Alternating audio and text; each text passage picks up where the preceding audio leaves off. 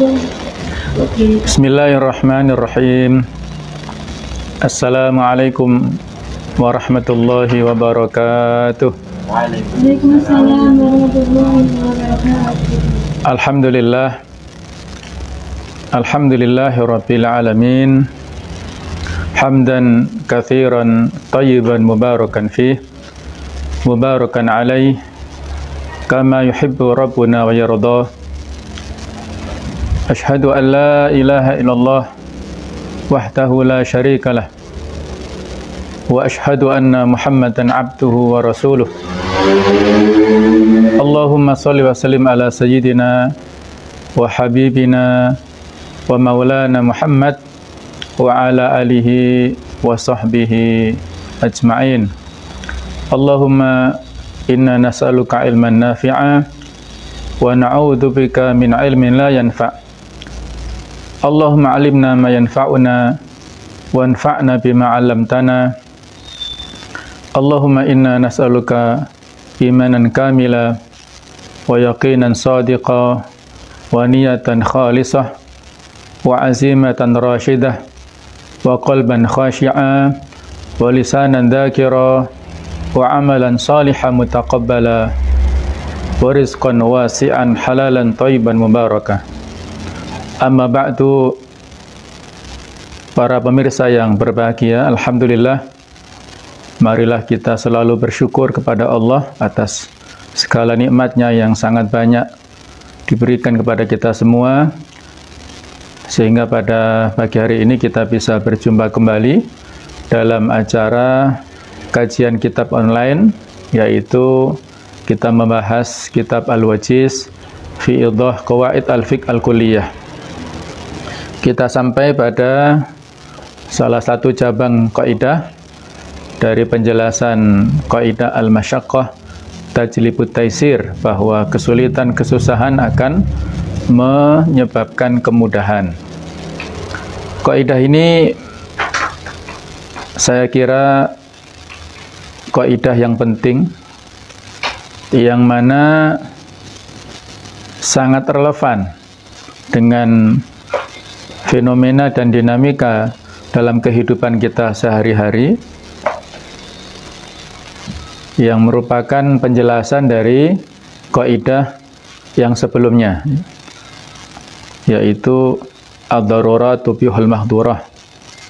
Segala macam hal yang darurat yang sangat kita butuhkan menyebabkan bolehnya sesuatu yang sebelumnya terlarang.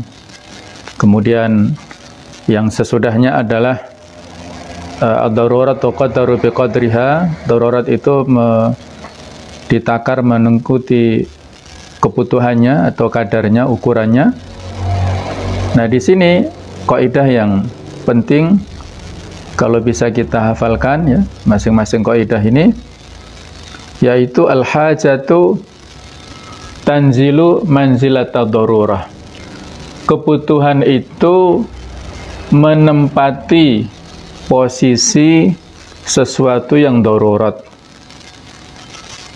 Amatan kanat, baik yang namanya al-hajah ini dibutuhkan secara umum oleh komunal, kolektif ya, oleh masyarakat umum, au khasah, ataukah hajat ini merupakan kebutuhan khusus kepada individu atau kepada personal tertentu. Baik, akan kita bahas ya, kita diskusikan kaidah ini, al-hajatu tanzilu manzilatad darurah amatan kanat aw khasah. Al-muradu bil hajati huna ma kana dunad darurah. Yang dimaksud dengan hajat di sini, kebutuhan di sini adalah sesuatu yang di bawah darurat, yang tidak sampai pada level darurat ya. Level yang sangat penting, yang sangat mendesak. Li'anna maratiba ma yahrisu syar'u ala tawfirihi lil insan thalathun. Karena tingkatan sesuatu yang syariat mewajibkan, mengharuskan untuk dipenuhinya kepada manusia itu ada 3 macam. Jadi level kebutuhan manusia yang harus kita penuhi itu ada 3 tingkatan. Al-ula, ya. Level yang pertama yaitu level ad-darurah. Apa maknanya? Wahya bulughul insani haddan. Sampainya seseorang kepada suatu batas. Idza lam yatanawal al-mamnu'a indahu halaka. Kalau tidak melakukan atau mengkonsumsi sesuatu yang terlarang untuknya, maka dia menjadi binasa, au qaraba, atau hampir mendekati kebinasaan. Wa hadza yubihu tanawulal haram. Dan ini menjadikan mubah dia mengkonsumsi atau melakukan sesuatu yang haram itu, kama fusila fi qaidatin sabiqah, sebagaimana yang telah dirinci, telah dijelaskan pada pembahasan kaidah yang sebelumnya, ya. Ad-darurat tubihul mahdhurah. Jadi sebuah hal yang darurat yang sangat kita butuhkan. Yang sangat mudah adalah pada contoh seseorang yang hampir binasa, hampir meninggal, tidak ada pilihan lain kecuali daging babi misalnya, ya, lahmul khinzir, yang aslinya adalah mamnu, muharram, diharamkan, tidak boleh dia makan, tapi karena dalam kondisi yang sangat mendesak, yang sangat terpaksa, maka hukum mamnu, hukum haram menjadi mubah. Ini darurat, ya. Suatu hajat, kebutuhan yang sangat penting, sangat mendesak. Levelnya yang tertinggi. Yang kalau kita terjemahkan di sini adalah kebutuhan-kebutuhan primer. Kalau orang Jawa menyebutkan sandang, pangan, papan, gitu, ya. Kebutuhan sandang artinya pakaian. Ya, kalau kita tidak punya pakaian untuk melaksanakan sholat, padahal memakai pakaian yang bersih, yang bisa menutup aurat untuk sholat itu adalah syarat sahnya sholat. Kalau tidak pakai seperti itu, ya tidak sah sholatnya. Nah, jadi kalau kita tidak punya baju kecuali dari bahan tertentu, misalnya sutra, tidak ada yang lain misalnya, bagi yang laki-laki, ya, maka untuk kebutuhan yang mendesak itu diperbolehkan. Kalau kita tidak punya baju kecuali dengan, mohon maaf, misalnya ghasab atau menggunakan barang orang lain tanpa izin, nah, misalnya, ya, ini para ulama memang berbeda pendapat bagaimana hukumnya sholat dengan baju hasil ghasab. Tetapi di antara pendapatnya adalah hukum sholatnya sah, tapi hukum ghasabnya tetap haram, ya, karena antara prosesi sholat dari takbiratul ihram sampai dengan salam itu tersendiri, kemudian proses sebelumnya itu perbuatan yang tersendiri, tidak bisa bercampur lah, ya. Jadi kalau ini sesuatu yang darurat, membolehkan sesuatu yang sebelumnya tidak boleh. Tapi untuk domannya atau untuk ganti ruginya itu persoalan yang berikutnya, ya. Tingkatan yang kedua yang lebih rendah dari al-darurah adalah al-hajah, kebutuhan yang sedang dalam konteks pembicaraan kita ini. Wahia bulughul insani haddan, yaitu sampainya seseorang pada suatu batas. Laulam yajid ma yaquluhu lam yahlak ghayra annahu yakunu fi juhdin wa masyaqqah. Seandainya dia tidak menemukan apa yang dia makan, artinya kalau dia tidak konsumsi sesuatu itu, kalau berupa makanan, dia lam yamut, dia tidak sampai meninggal. Ghayra annahu yakunu fi juhdin wa masyaqqah, tapi dia dalam posisi yang loyo, ya, yang sangat berat, yang sangat susah. Fahadha la yubihul haram, maka ini tidak memubahkan hukum sesuatu yang sebelumnya haram.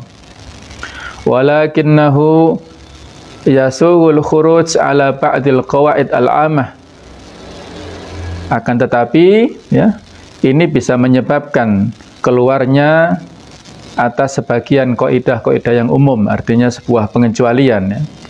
Wa yubihul fitr fi shaum, dan menyebabkan seorang itu mubah boleh untuk berbuka pada saat dia puasa. Jadi kan puasa ini boleh tidak dilakukan oleh orang yang sakit. Nah, sejauh mana kadar sakitnya ini masing-masing berbeda kondisinya, kan. Nah, walaupun dia tidak sampai celaka, tidak sampai meninggal, tapi kalau itu masyaqqah dan menjadikan dia berat, nah itu boleh, ya. Ini masuk dalam kadar hajat, tapi tanzilu manzilata darurah ini. Asalita yang ketiga, al-kamaliyah au at-tahsiniyah, yang biasa kita artikan tersier. Jadi sesuatu yang kita butuhkan tapi sebagai penyempurna. Wahya ma yuqsadu min fi'lihi naw'un minat tarafuh, sesuatu yang dimaksudkan dalam hal melakukannya itu menjadi sebuah tambahan. Wasiyadatun fi'linil isya, tambahan dalam hal kelunakan atau kelonggaran pendapatan atau hidupnya seseorang. Dunal khuruj anil haddil masyru', tanpa keluar dari batasan yang disyariatkan. Jadi dia dengan melakukan tahsiniyah ini hidupnya lebih longgar, lebih layak, tidak pada batas minimalis. Jadi kalau darurat ini sesuatu yang sangat asasi, sangat primer, ya barangkali semisal nasi lah, ya, sebagai kebutuhan primer. Kalau sekundernya itu lauknya, nah kalau kamaliyah ini ya ditambah kuahnya atau yang lainnya, ya. Nah, ini masing-masing bisa kita kiaskan, analogkan pada persoalan yang terjadi di sekitar kita, ya. Wa ma'ada dzalika fahuwa zinatun wa fudul, dan selain dari tiga macam ini, maka itu disebut perhiasan dan sesuatu yang berlebihan.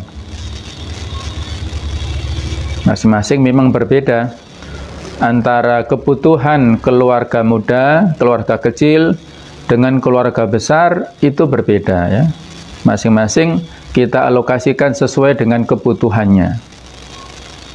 Fa idza kanat hunaka hajatun amatun limajmu'in minan nas aw khassah li syakhsin ma, apabila di sana ada hajat, suatu hajat kebutuhan yang sifatnya amah, sifatnya umum, limajmu'in minan nas, untuk seluruh manusia, semua orang, au khassa, atau hajat kebutuhan yang khusus, bisyakhsin ma, pada orang-orang tertentu, nuzilat hadhil hajatu manzilatad darurati fi jawazit tarkhis li ajliha, maka hajat kebutuhan ini menempati posisi darurat Dalam hal apa?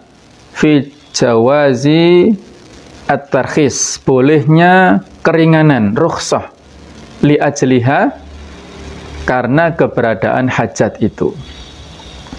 Lakinnal hajah mabniyatun ala tausi'i wat tashil. Akan tetapi hajat itu berdiri berdasarkan kepada kelonggaran dan kemudahan. Fima yasa'ul abdu tarkahu, tergantung pada kelonggaran seorang manusia dalam hal meninggalkannya. Bi khilafi darurah, berbeda dengan yang sampai pada batasan darurat itu. Li'anna mabna darurah ala luzumi fi'lin ma la budda minhu, karena pondasi alasan berdiri daripada darurat itu adalah terus-menerus harus dilakukan, dikonsumsi oleh seseorang, tidak bisa melepaskan diri darinya.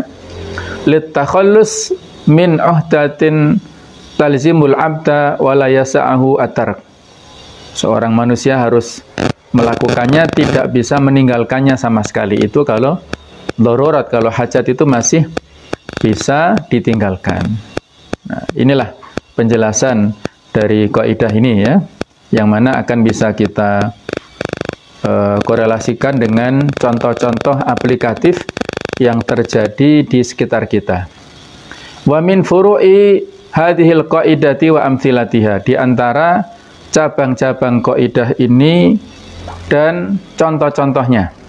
Saya bacakan dulu, kemudian nanti penjelasannya, keterangan lebih luas di poin berikutnya ya.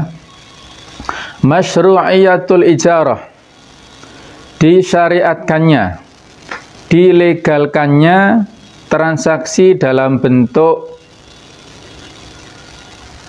upah, jasa ya, dalam bentuk jasa ataupun sewa menyewa. Ini ya. Jadi al-ijarah di sini jual jasa atau sewa menyewa. Wal ju'alah, yaitu upah, reward, bonus dan lain-lain ya, ataupun gaji. Wal hiwalah, pengalihan hutang. Wassalam, yaitu akad pemesanan.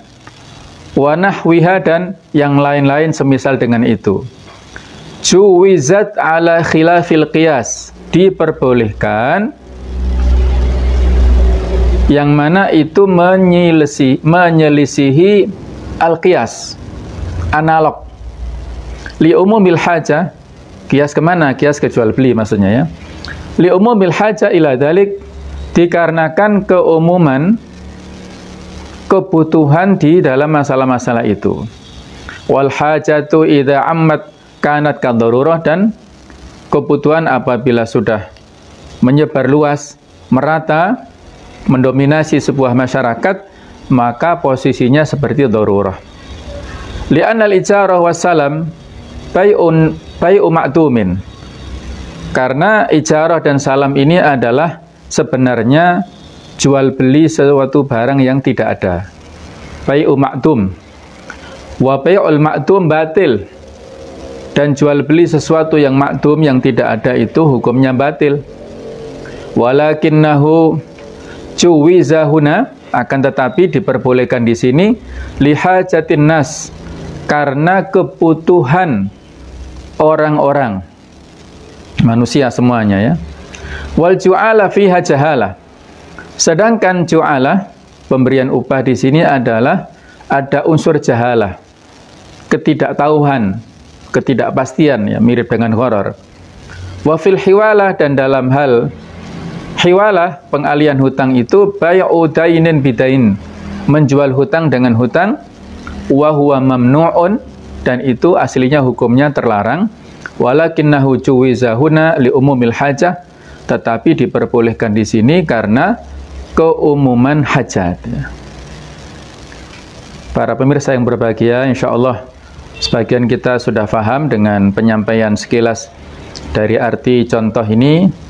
Tapi untuk lebih jelasnya mari kita diskusikan ya lebih luas supaya bisa kita analogkan dengan contoh-contoh yang lainnya ya. Jadi kalau kita bahas sekilas tinjauan ya dalam hal Kitabul Buyu', yaitu bab tentang jual beli. Para ulama membuat poin-poin dalam hal rukun jual beli ini. Paling tidak ada 3 rukun. Rukun yang pertama al-muta'aqidaini. Al-muta'aqid itu 1, al-muta'aqidani 2, yaitu penjual 1, pembeli. Penjual yang punya barang, pembeli yang ingin membeli barang itu. Yang kedua al-ma'qud alaih. Ada 2 macam, barang dan harga. Barangnya milik penjual, harganya milik pembeli. Yang ketiga as-sighah, ijab dan qabul. Ijab qabul ya. Sighah ini redaksi. Redaksi baik itu secara lisan atau tertulis ya. Jadi kalau ada sebuah transaksi akad yang tidak terpenuhi 3 atau salah satu dari 3 poin ini, berarti akadnya atau jual belinya batil ya. Perlu saya sampaikan tambahan ya sekilas ya, bahwa akad ini perlu dibedakan menjadi 2 macam ya. Jadi akad ini ada 2 macam. Yang pertama adalah akdul mu'awadhah at-tijariyah. Akad yang tujuannya transaksi jual beli. Ini untuk bisnis ya, untung rugi. Yang kedua, akad tabarru'i khairi. Transaksi akad yang mana landasannya itu sosial, untuk kebaikan ya. Jadi perlu kita klasifikasikan ya. Beralihnya barang atau beralihnya uang dari kita ke orang lain itu, kita niatkan di posisi yang mana ini? Apakah posisinya untuk tijarah, perdagangan, bisnis, ataukah sosial? Ya, ini perlu diklasifikasi supaya clear nantinya. Kita memberi kepada orang lain berupa uang ya.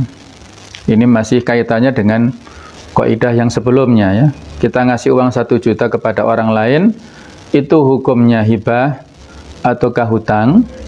Itu kan tergantung niat daripada yang memberi ya. Maqasidul lafzi ala niyatil lafid. Tujuan daripada lafaz itu tergantung kepada yang memberi, yang melafadzkan. Ambil uang ini. Nah, kata-kata ambil itu kan mengandung makna yang umum.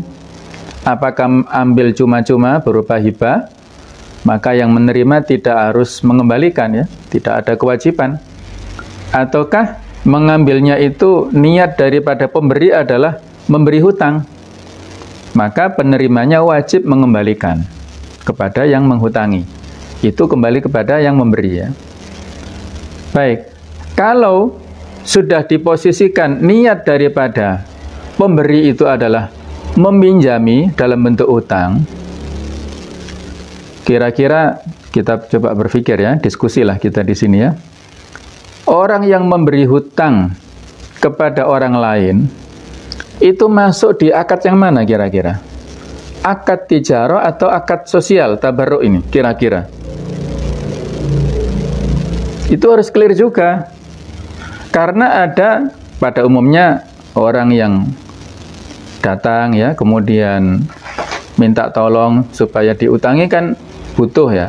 Kemudian orang yang punya uang ngasih. Itu pada umumnya meminjami untuk akad tabarruk. Ini sosial ya. Sosial, diingat-ingat sosial. Maka kita jangan mengharapkan keuntungan materi dari orang yang pinjam. Sosial itu urusannya akhirat nanti di sana. Pahalanya di akhirat. Jadi kita menginginkan dengan membantu saudara kita menghutangi, itu pahalanya nanti di akhirat. Kalau tidak ada persyaratan sebelumnya, ini saya utangi uang 1 juta. Silahkan kamu kembalikan kalau mampu. Maka orangnya pulang yang hutang, terus 1 bulan berikutnya dia kembali. Saya sudah punya uang 1 juta, saya kembalikan. Ketika orang yang berhutang itu mengembalikan 1 juta, terus diberikan tambahan, ini ada tambahan 50.000 sebagai bentuk terima kasih, maka 50.000 ini bukan riba. Coba diingat ya, bukan riba.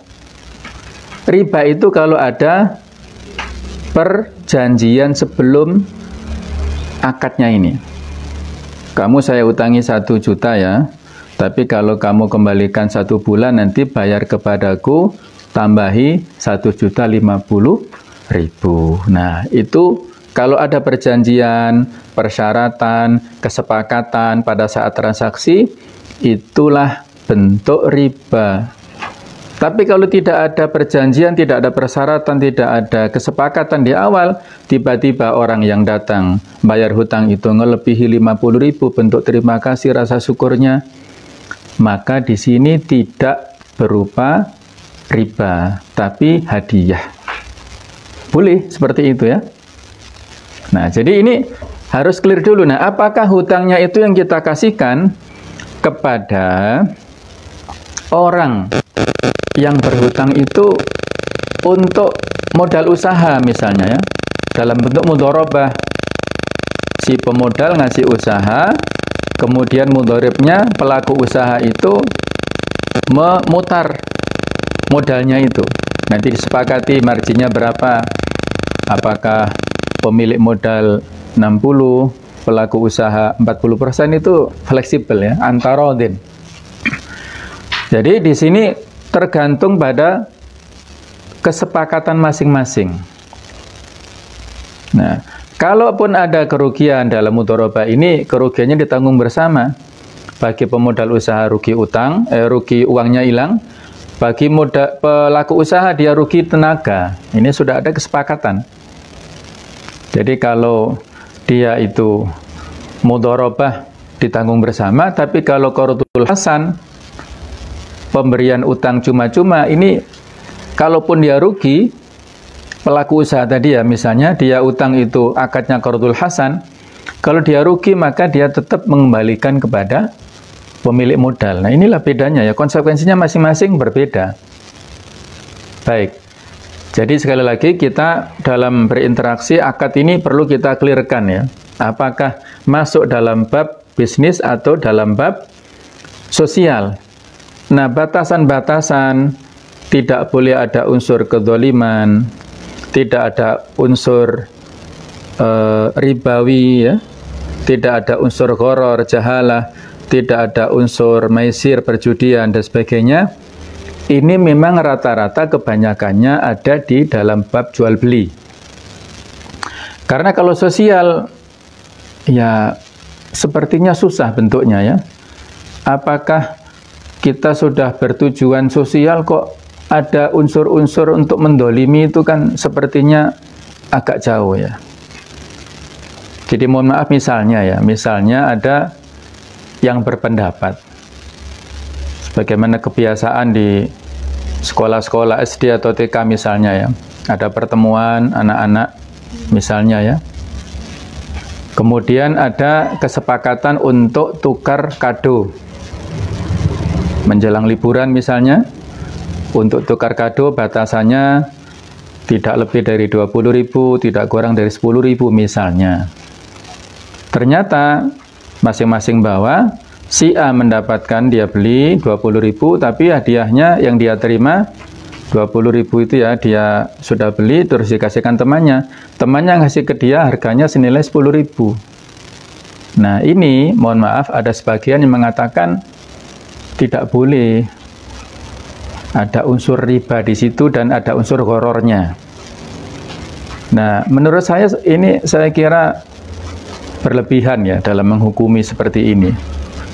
Karena yang pertama, anak-anak ini kan belum mukallaf kan? Belum tentu sudah mukallaf maksudnya ya.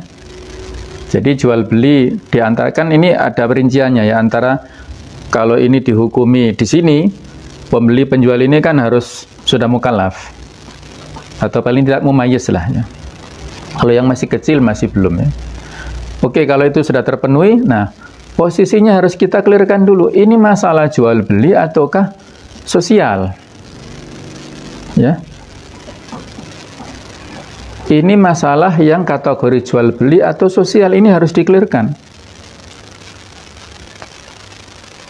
Jadi ada sebuah ungkapan begini. Al-ma'rufu urfan kal masyruti syarton.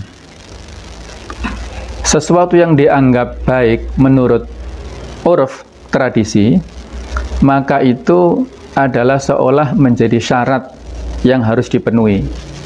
Ini nanti lebih rinci ada pada pembahasan kaidah al-adatu muhakkamah ya. Al-muslimuna inda syurutihim. Orang-orang muslim itu terikat dengan syarat-syarat yang telah mereka sepakati ya. Nanti ada lagi kaitannya dengan istihsan ini. Ma ra'ahul muslimuna hasanan fahuwa indallahi hasanun. Apa yang menurut kaum muslimin itu baik, maka menurut Allah itu juga baik. Nah, jadi ini kembali kepada tradisi ya. Jadi saya kira tradisi yang ada di masyarakat tukar kado seperti itu, saya lebih condong itu masuk dalam bab sosial. Kalau bab sosial apa tujuannya? Tujuannya adalah tahadu, tahabu, saling berilah hadiah. Kalian akan mendapatkan kecintaan satu dengan yang lain. Ya, kemudian di surat Ad-Dahr ya, wa yutimuna ta'ama ala hubbihi miskina wa yatima wa asira innama nut'imukum liwajhillahi la nuridu minkum jazaa'a wala syukura. Itu landasan filosofi kita sosial kan begitu ya. Ketika kita memberikan kepada orang lain, tidak mengharapkan imbalan ataupun ucapan terima kasih kan. Nah, jadi kalau kita ngasih kado seharga 20.000, dia kita dapatkan 10.000 ya jangan nelongso dong. Ya nggak boleh bersedih, wong itu kita niatnya ngasih kan. Nah, ukhuwah ya, basisnya itu adalah ukhuwah. Itu masuk dalam bab sosial. Jadi saya kira masing-masing itu ada hukumnya. Al-hukmu yaduru ma'a illatihi wujudan wa adaman. Hukum itu berlaku mengikuti sebabnya. Apakah sebab itu ada atau tidak ada. Dan jangan mengkias-kiakan sesuatu yang tidak pada tempatnya. Al-qiyas ma'al farik ya. Sebuah analog yang sebenarnya itu dua hal yang berbeda. Nah, baik ya. Contoh lain ini mohon maaf ya, saya kasih ilustrasi. Misalnya ada sebagian lembaga pendidikan, guru-guru yang mengajar, ketika mengajar di awal-awal ya, ada penerimaan karyawan, penerimaan guru itu, kadang-kadang tidak ada semacam akad tertulis, dia mau bekerja di situ, terus gajinya mau dikasih berapa, itu kan sepertinya sungkan ya, apalagi ini lembaga pendidikan yang pesantren atau misalnya yang lain-lain lah. Ketika ada karyawan yang datang, itu kan malu ya, tanya kepada yang wawancara, Pak, saya mau kerja di sini tapi mohon maaf gajinya berapa ya? Nah, kayaknya kan sungkan ya, sehingga sudah diterima dan karyawan ini tidak tahu dia mendapatkan gaji berapa nantinya. Nah, ini mohon maaf, mohon juga di-clearkan ya. Di-clearkan di awal, apakah memang tujuannya itu adalah tijariyah? Tijariyah ini kan turunannya banyak, seperti ini, ijarah ini, atau ju'alah ini ya. Jadi kalau ijarah berarti kita seolah-olah lembaga pendidikan menyewa jasa ilmunya, tenaganya. Kemudian nanti dikasih ongkos upah, dikasih gaji kepada karyawan atau guru itu. Nah, itu berarti ijarah ini. Atau ju'alah juga sama, upah. Ju'alah ini adalah seperti reward ya.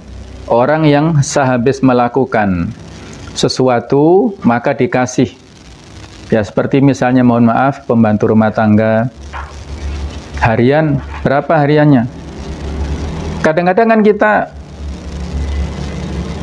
akadnya ketika merekrut PRT ya, pembantu rumah tangga itu kan nggak jelas juga kan. Dia mau kita kasih berapa ini sebulannya itu. Maksudnya kalau baru ya, dia pokoknya, Bu, saya butuh pekerjaan. Oh ya silakan. Tapi seharinya digaji berapa itu kan pembantunya nggak tahu kan. Nah, kalau kemudian pembantunya merasa kurang, kok cuman segini, padahal di tempat lain saya lebih dari sini, itu monggo dibicarakan ya. Tapi ya sebaiknya di sini dikasih tahu sejak awal ya, supaya tidak ada unsur ya kedoliman ya, tidak ada unsur itunya ya. Baik, seperti tadi akadnya rekrutmen guru, tenaga pengajar atau karyawan di lembaga pendidikan itu harus jelas.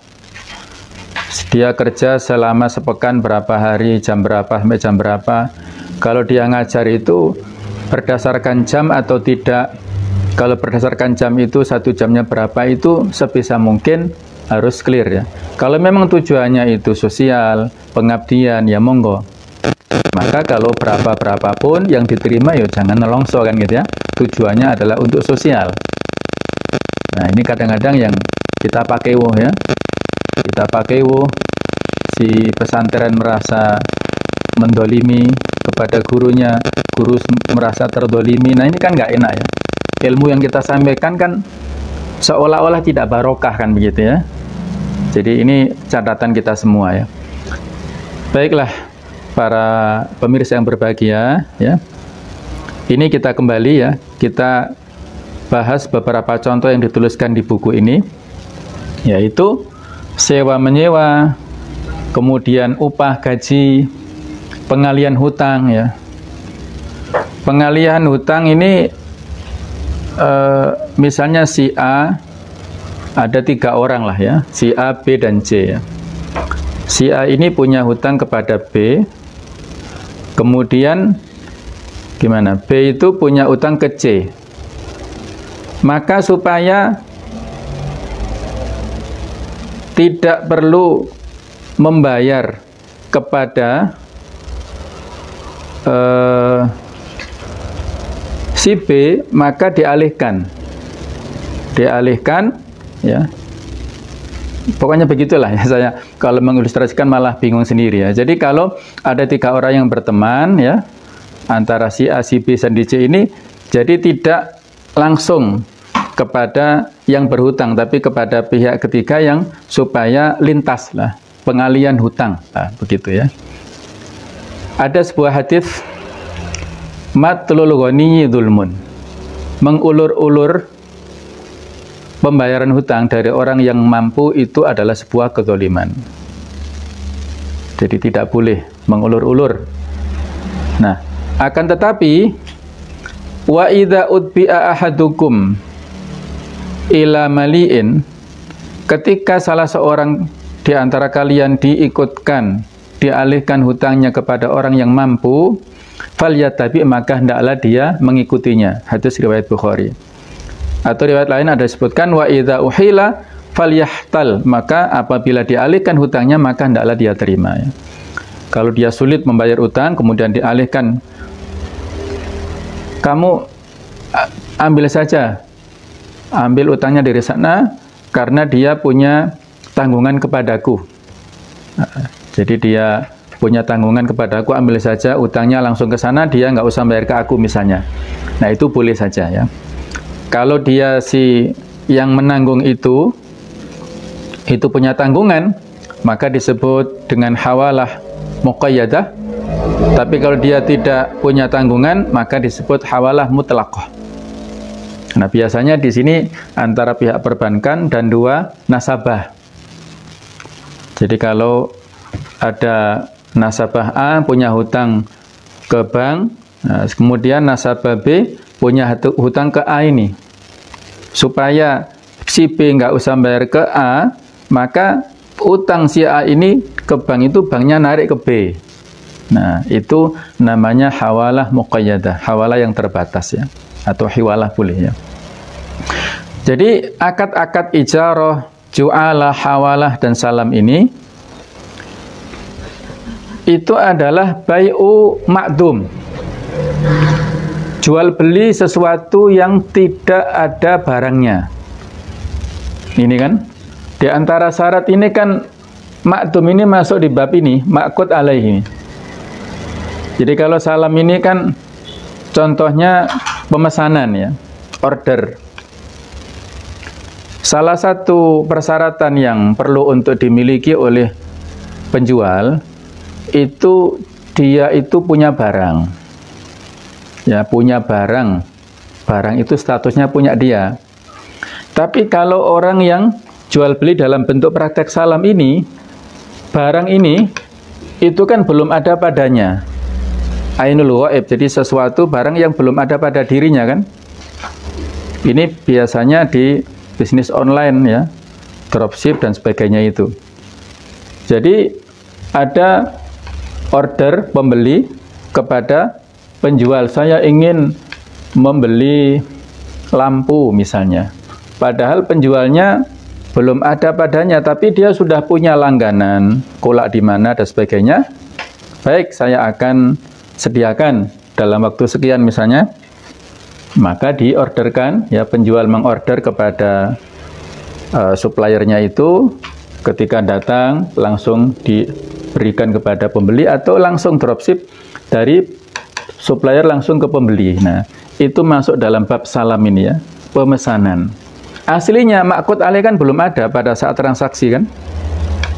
Tapi karena ini adalah al-hajat, karena sebuah kebutuhan, maka ini menjadi sesuatu yang tanzilu manzilat darurah, yang menempati posisi sesuatu yang darurat ini. Nah, jadi ini mirip-mirip ya. Apakah sewa menyewa, apakah pemberian upah, pengalihan hutang, ini rata-rata di bai'u ma'dum ya, jual beli sesuatu yang sebenarnya tidak ada barangnya, tapi diperbolehkan. Seperti yang kita contohkan ya. Misalnya jual beli rumah ya, rumahnya di Malang, orangnya di Jakarta ya. Orangnya di Jakarta membeli rumah di Malang, kan dia tidak bisa melihat langsung rumahnya itu kan, tapi ada fotonya, ada videonya mungkin ya. Maka akhirnya diperbolehkan ini ya, diberikan rukhsah, kelonggaran. Nah, yang mirip dengan itu adalah jawazul istisna ini. Al-istisna dari kata-kata sona'a, yaitu inden, ingin dibuatkan sesuatu. Kita baca dulu, wa huwa aktu muqawalah ma'ahli sun'ah ya. Jadi akad dalam bentuk pemesanan atau pembicaraan kepada orang yang mampu melakukan produksi, ala an ya'mala syai'an, untuk membuat sesuatu, mithlu an yaqula li sani', seperti mengatakan kepada produsennya, ka khayyat, masalan seperti penjahit ya, isna li thauban, buatkanlah aku baju, au khit li thauban min hadzal qumash, jahitlah kain ini, bihadhi sifat, dengan bentuk sifat seperti ini, wa bihadza tsaman, dan ongkosnya seperti ini. Fayasihu, maka itu sah. Au ibni li baitan ala hadzal mukhattat, bangunlah rumah seperti desainnya seperti ini. Nah, saat itu kan sebenarnya masuk ke sini ya, bai'u ma'dum. Saat ada transaksi, barangnya belum jadi, belum ada, tapi spesifikasinya sudah ada ya, dan ada kejelasan ya, harganya sudah ada, dealnya ya, kemudian ada perjanjian hak dan kewajiban kalau ada yang melanggar bagaimana ya. Jadi itu sehingga ada rukhsah di sini, diperbolehkan. Ini mirip kalau kita kaitkan ya dengan al-istihsan.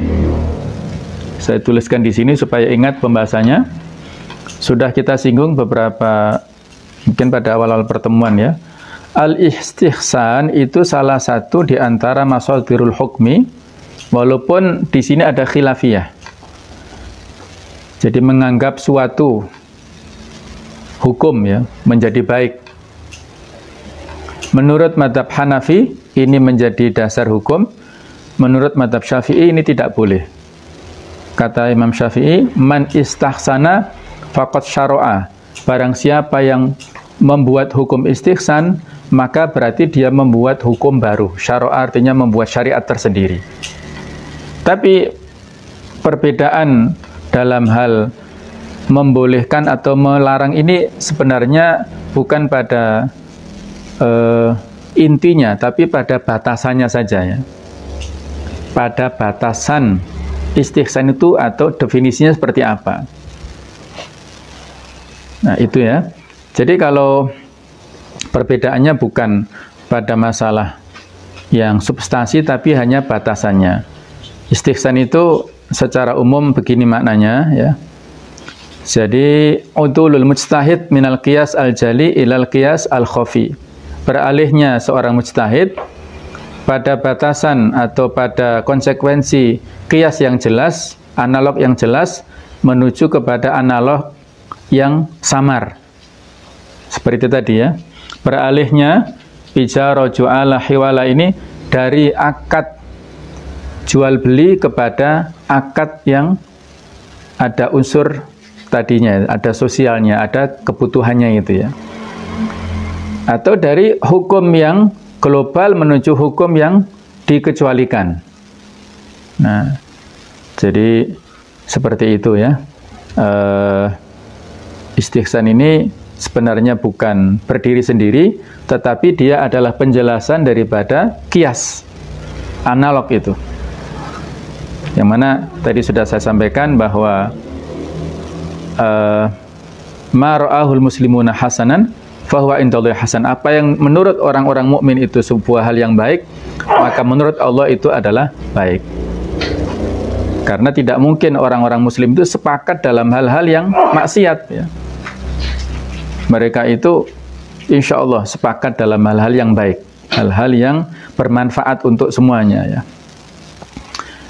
Baik itu, kemudian contoh terakhir di sini dhomanud daraki, yaitu jaminan susulan. Wa huwa ibaratun an dhamanits tsaman, itu adalah semacam jaminan harga inda istihqaqil mabi', yaitu dalam hal pengambilan hak kepada barang yang dibeli. Juwiza ala khilafil qiyas, dibolehkan walaupun berbeda dengan qiyas. Dalam qiyas maksudnya jual beli ya. Lil jahalah minal mukallaf bihi, karena tidak adanya kejelasan ya, jahalah minal makful bihi, dari yang dijamin, lil haja ilaihi, karena kebutuhan tentang hal itu ya. Jadi gharar atau jahalah ini kan bisa kita klasifikasikan jadi dua ya. Gharar, ketidakjelasan yang bisa membatalkan jual beli itu kalau kadarnya al-gharar al-fahish, yang kabir ya, ketidakjelasan yang banyak. Ya misalnya saya beli ikan tambak ini misalnya ya, ditaksir sekian, padahal dia tidak punya ilmu tentang itu. Nah itu kan gharar, bisa jadi menguntungkan kepada pembeli atau menguntungkan kepada penjual, nggak jelas. Kalau masing-masing merasa dirugikan, ini menjadi masalah kan. Nah, itu gharar yang fahish, yang marginnya sangat jauh. Tapi gharar yang khafif, yang yaksir ya, itu ada dibolehkan. Seperti tadi itu, ja'alah, kita mempekerjakan pembantu rumah tangga, atau misalnya kita manggil tukang bersihkan taman, itu kan tidak ada akad di awal, kamu tak kasih 50.000 ya misalnya, enggak ada. Ini semacam ada unsur-unsur sosialnya juga ya. Kalaupun unsur tijarahnya, maka di sini ada unsur gharar tapi yasir ya, gharar yang sedikit ya. Baik, ini ada pertanyaan dari Mas Aryo Dewanto. Apa kabar Mas Aryo? Ya, mudah-mudahan sehat selalu, selalu diberikan keberkahan umur, keluarga dan sebagainya. Ada orang yang meminjam uang, pemberi uang niat sosial, Tapi bolehkah jika meniatkan untuk memberi hutang, nanti harus dikembalikan tanpa keuntungan? Nah, berarti ini kalau utang itu kan, jadi kalau kita memberi hutang, tujuannya supaya dikembalikan kepada kita, itu istilahnya qardul hasan. Nah, istilahnya perlu kita definisikan ya. Al-qardu al-hasan. Al-qardu adalah utang piutang, al-hasan itu baik. Tidak unsur ribanya, tidak ada unsur marginnya ya. Kalau kita memberikan tetapi supaya dia konsumsi tidak untuk dikembalikan, itu namanya hibah, hadiah. Dua-duanya sosial ya. Apakah itu hibah ataukah qardul hasan, ini sosial, berpahala. Bahkan posisi orang yang menghutangi itu kadang-kadang lebih banyak pahalanya daripada memberi hibah itu atau sodako. Karena orang yang kita hutangi itu pasti kondisinya butuh. Sedangkan orang yang kita kasih hadiah belum tentu butuh. Nah, jadi kita sangat dianjurkan untuk memberi hutang ya, walaupun tetap ada kejelasan. Maksudnya di awal harus ada perjanjian atau ada kesepakatan. Saya memberi untuk sukarela, tidak usah dikembalikan, maka itu ya dibawa pulang tanpa ada kewajiban bagi penerima untuk mengembalikan. Tapi kalau kita memutlakkan ini bawa uang ini ya untuk hutang, maka saat itulah ada kewajiban untuk mengembalikan. Semuanya dikembalikan kepada urf ya. Tradisi kita bagaimana sih? Jadi sudah kita sampaikan, al-ma'rufu urfan kal masyruti syarton. Sesuatu yang dianggap baik menurut tradisi itu seolah-olah menjadi sebuah syarat dalam proses transaksi tadi ya. Jadi kalaupun tidak secara tertulis, ya itu adalah ada kewajiban bagi orang yang berhutang untuk mengembalikan. Kalau dia tidak mampu, maka disampaikan belum mampu mengembalikan. Bagi yang anjurannya itu kan di surat Al-Baqarah 282 ya. Dianjurkan untuk utang piutang dalam bentuk tulisan itu ketika ada kesepakatan, saya utang sekian mau dikembalikan sampai berapa lama. Nah itu kalau sudah ada komitmen. Kalau belum ada komitmen, itu dalam rangka sosialnya yang lebih dominan ya. Jadi kalau sosial, maka di sini perlu ada landasan ukhuwah di antara masing-masing.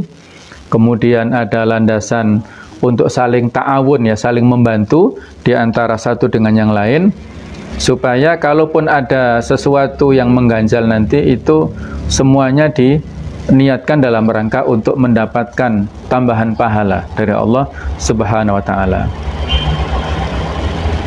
Allahu fi aunil abdi maka nal abdu fi auni akhi. Allah akan memberikan bantuan kepada hamba seorang manusia itu selama dia memberikan bantuan kepada saudaranya. Jadi kalau ada seorang yang memberi hutang si A kepada si B, kemudian si B sudah minta maaf tidak bisa melunasi seketika, mohon dikasih waktu, si A mengatakan silahkan. Maka selama si A ini memberikan tenggang waktu kepada si B, selama itu pula dia terus mendapatkan bantuan dari Allah Subhanahu wa taala.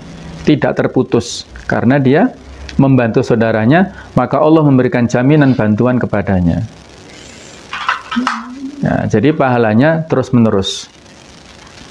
Ada sebuah hadis juga yang niatnya adalah, maksudnya kalau itu tujuannya untuk sosial ya.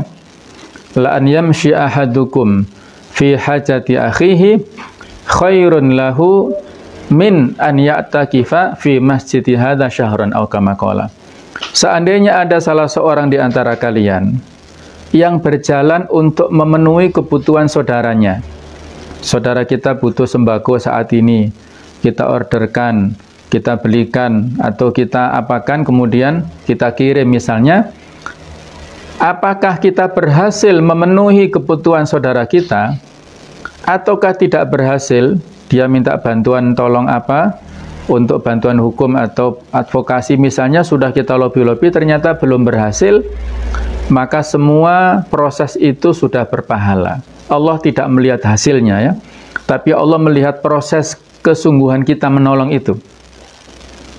Ya, Allah melihat prosesnya, bukan melihat kepada hasilnya.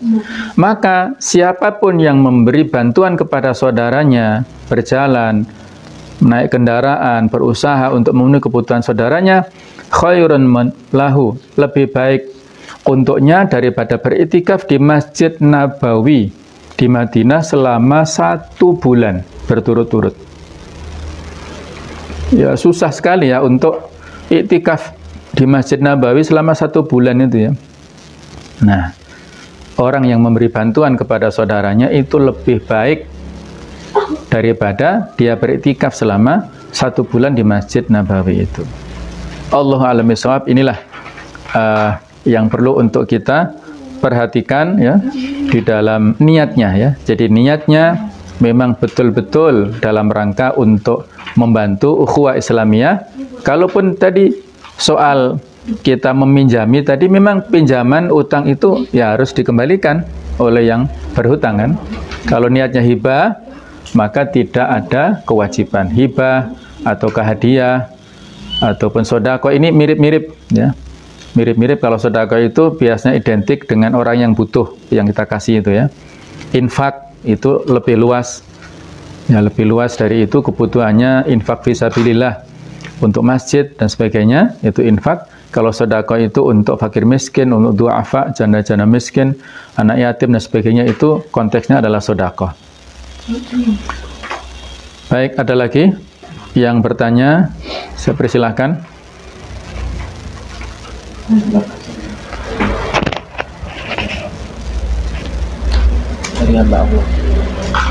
Ya, ada lagi penanya dari pemirsa. Bagaimana hukum penjual yang ingin laris jualannya, dia mengadakan promo diskon atau bonus barang-barang lain sehingga sebagai hadiah, tapi sebetulnya barang yang dijual itu harganya sudah dinaikkan, sementara pembeli tidak tahu. Ya, ini menarik ya pertanyaannya. Ya, jadi ya kita coba identifikasi kira-kira ini ada unsur yang terlarang nggak dalam proses jual beli. Ya. Apakah ada unsur kedolimannya? Apakah ada unsur perjudiannya? Apakah ada unsur gharar, ketidakpastiannya, jahalah, ketidaktahuannya? Apakah ada unsur maisir? Jadi sudah enggak, perjudian atau ribanya ya misalnya. Jadi coba kita identifikasi satu persatu ya. Kalau ini dianggap sebagai sebuah penipuan, saya kira belum sampai ya. Artinya penipuan itu kan apa ya, kebohongan ya, kebohongan. Jadi saya kira mungkin ya, Allahu a'lam bishawab, ini mungkin masuk dalam gharar yang yasir ya, Allahu a'lam ya. Jadi ketidakpastian tetapi yasir, makfu, yang ringan ya, seperti yang kita contohkan kemarin itu loh. Ada orang yang punya warung, kemudian dia kasih pada hari-hari tertentu makan sepuasnya, bayar seikhlasnya. Nah, kira-kira itu masuk apa itu ya? Kalau kita kembalikan pada dua jenis akad, itu masuk akad bisnis atau akad sosial kira-kira? Kalau akad sosial misalnya ya nggak ada masalah. Berapapun yang dikasih, ya, yang dimakan oleh pembeli yang datang, dia ngasih berapapun harus ikhlas. Maksudnya ikhlas yang nerima ya. Kalau ikhlas yang ngasih pastilah ya. Tapi kalau itu bertujuan untuk tijarah, untuk bisnis, maka di sini ada unsur ghorornya. Karena tidak ada kepastian harganya. Dia makan senilai 20.000 nilainya, tapi dia masukkan ke kotak infaknya itu 5.000 misalnya ya. Nah, berarti di sini ada unsur itu ya, kedolimannya kepada penjual, dan ada unsur ketidakpastiannya kepada pembeli. Jadi ada unsur-unsur itu. Tapi ini masuk dalam bab gharar yang yasir ya, yang makfu. Nah, Allahu alam seperti ini dalam proses marketing untuk menaikkan omset itu kan kita banyak cara ya. Tetapi yang menentukan harga sebenarnya itu kan dari kita. Penjual itu yang menentukan harga. Selama harga ini wajar di pasaran, bahkan mungkin tergolong murah misalnya, dan si pembeli itu ridho dengan harga itu, saya kira sudah terpenuhi ini ya. Jadi ada penjual pembeli, ada barang dan harganya. Kalau itu sudah jelas, harga sekian misalnya, kemudian ada diskon sekian, tapi nggak tahu sebenarnya pembeli sebenarnya harga itu sudah dinaikkan, misalnya pakaian atau apa ya, di toko-toko tertentu misalnya. Tapi dia kan bisa membandingkan sebenarnya ya, membandingkan harga itu dengan toko-toko lainnya. Nah, jadi ini saya kira masih ada peluang dispensasi rukhsah. Boleh ya, al-ma'fu di sini karena gharornya gharar yang yasir, dan sigot ijab qabul ini ya. Ijab qabul kemarin sudah kita contohkan. Untuk yang konvensional, yang biasa, itu antara pembeli, penjual memberikan ijab, ini harganya berapa? Jadi penjual 1 juta, pembelinya mengatakan 900.000 ya, misalnya, berarti ijabnya beralih kepada pembeli, qabulnya, oh ya nggak apa-apa, saya masih nggak rugi misalnya, berarti qabulnya dari penjual. Jadi bisa timbal balik. Yang di supermarket, minimarket, itu biasanya ijab qabulnya tertulis di harga, itulah semacam ijab pengharusan dari penjual. Kalau kita ridho, kita ambil, bayar ke kasir, maka berarti kita sudah qabul menerima transaksi itu ya, sudah nggak masalah seperti itu. Baiklah, Allahu a'lam bishawab. Saya mohon maaf kalau ada yang salah dalam hal jawaban ya, ini semata-mata karena persepsi dan pendapat pribadi ya. Mudah-mudahan Allah selalu memberikan ampunan kepada kita semua dan memberikan bimbingan kepada kita semua, hidayah, taufik, dan kemudahan untuk melaksanakan kebaikan. Subhanakallahumma bihamdika asyhadu an la ilaha illa anta astaghfiruka wa atubu ilaik. Wassalamualaikum warahmatullahi wabarakatuh.